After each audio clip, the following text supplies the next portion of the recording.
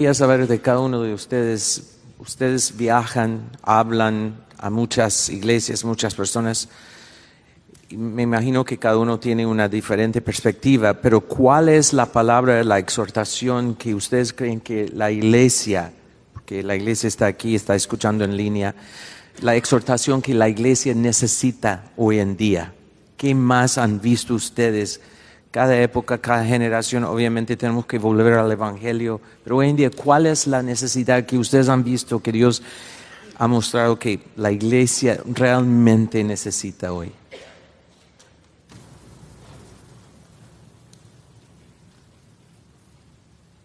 Yo creo que de nuevo no es diferente a lo que la iglesia ha necesitado a través de 2000 años de historia, y es tener claro el Evangelio y sus implicaciones, porque el Nuevo Testamento se escribió precisamente porque muchas de las iglesias del primer siglo no podían unir los puntos entre el Evangelio y la familia, entre el Evangelio y el trabajo, el Evangelio y los apóstoles tenían que ayudar a la iglesia primero a entender de qué se trata el Evangelio y luego cómo yo puedo vivir, como dice Pablo, como es digno de la vocación o a la altura de la vocación a la que fuimos llamados. Filipenses capítulo 1. Yo viajo mucho sobre todo por América Latina más que cualquier otro lugar. Paul tal vez tiene un panorama mucho más amplio porque viaja, y el hermano Evis Carballosa por igual. Mi círculo en ese sentido de entendimiento es más estrecho. Pero lo que yo he visto en América Latina es precisamente una mala comprensión en algunos lugares de lo que el Evangelio realmente es, lo cual hace que se promueva el legalismo.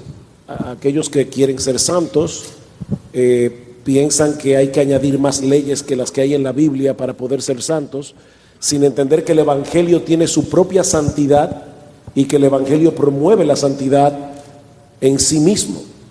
O están aquellos que quieren quitarse ese yugo de encima y entonces caen en el extremo de la mundanalidad.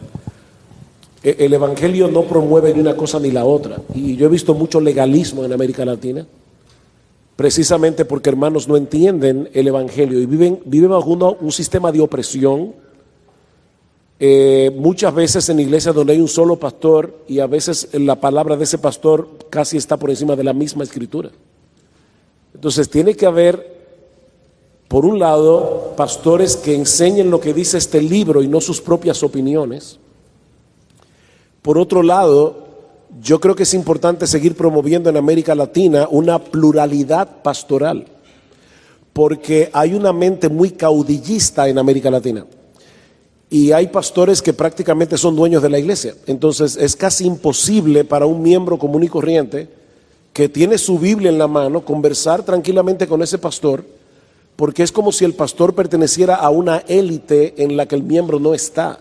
Y eso tampoco está en la Biblia. El pastor es un cristiano que simplemente tiene un oficio diferente por el llamado y el don que el Señor le ha dado, y tiene que haber un respeto hacia la autoridad pastoral. Yo no estoy minando para nada la autoridad pastoral, pero nosotros no somos dioses, ni somos infalibles, ni somos mini papas.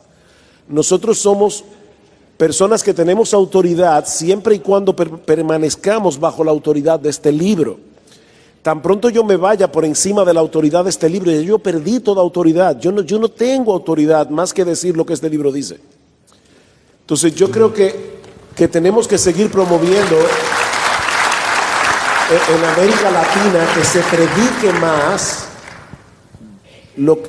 predique, punto. Lo que dice este libro no son mis opiniones, es lo que dice Dios en su palabra. Sea Dios veraz y todo hombre mentiroso. Y no podemos apartarnos ni a derecha ni a izquierda de lo que dice este libro. Una de las cosas que nosotros le decimos a nuestros hermanos en la iglesia es: ustedes tienen la responsabilidad de defender el Evangelio, no solo nosotros. ¿Y de dónde yo saco eso? De Gálatas capítulo 1, versículo 6. Pablo está escribiendo una carta a una iglesia y le dice a esa iglesia: si aún nosotros o un ángel del cielo os predicar un evangelio diferente del que os hemos anunciado, sea anatema. Y nosotros le decimos a nuestra iglesia: hermanos, ustedes tienen la responsabilidad de que si alguno de sus pastores se desvían y comienzan a predicar algo diferente de lo que dice este libro, Ustedes tienen que sacarlo del púlpito. Esa es vuestra responsabilidad. Ustedes tienen que conocer lo que dice este libro, no solamente nosotros como pastores. Romanos capítulo 16, os rogamos, hermanos, no dice pastores, que os fijéis en los que causan divisiones y tropiezos en contra de la doctrina que vosotros habéis aprendido, la doctrina apostólica, y que os apartéis de ellos. Amén.